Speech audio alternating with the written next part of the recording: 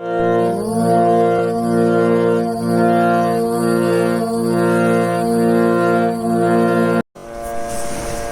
Morning viewers पिला माने केमती अछ आजिर क्लास रे आमे सार प्रैक्टिस करिबा साटा होची आम जो आमे अलंकार प्रैक्टिस करंती बा आमे संगीत रे जो साधना करंती बा अलंकार करिबा समय रे आमे मेन मुख्यतः सातटा स्वर को व्यवहार करंती। से सातटा स्वर कौन कौन?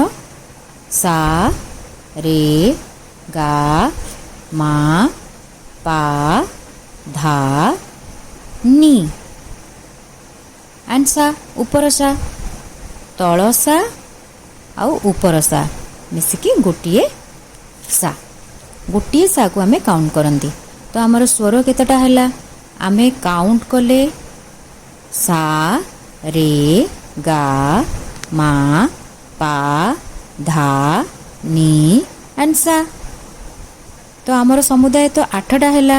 तमे कहिबो मिस समुदाय तो 8टा हैला आपण 7टा कौन कहउचंती?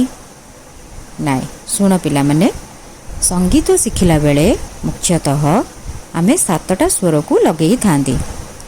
एमिति स्वर तो आमर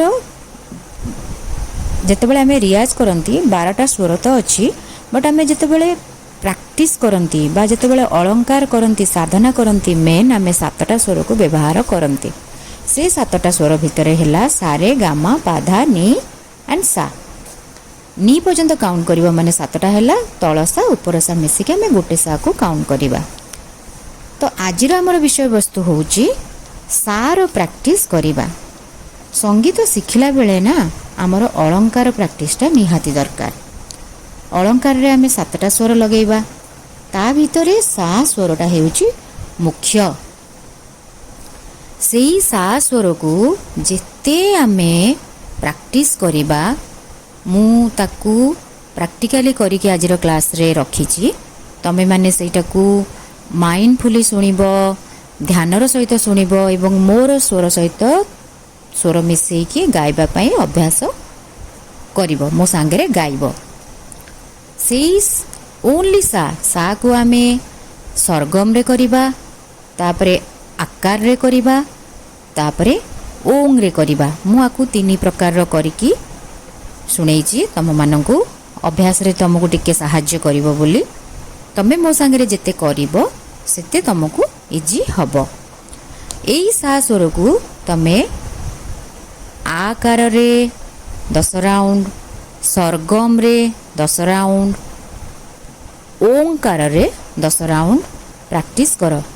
किछि सांगरे हार्मोनियम दरकार नाही, केवल मोर वीडियो को खोलिबो, वीडियो को मो स्वर सहित तम स्वर को मिसेकी सेटा को अभ्यास कर। देखिबो तमरो संगीत शिखिबारे बहुत किछि हेल्प करिवो।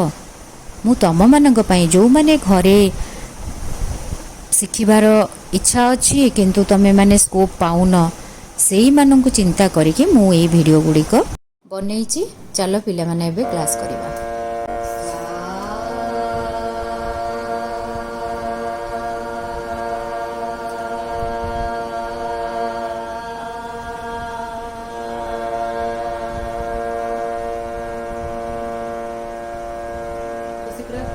एटा खोल पाटी खोली की करिबो सा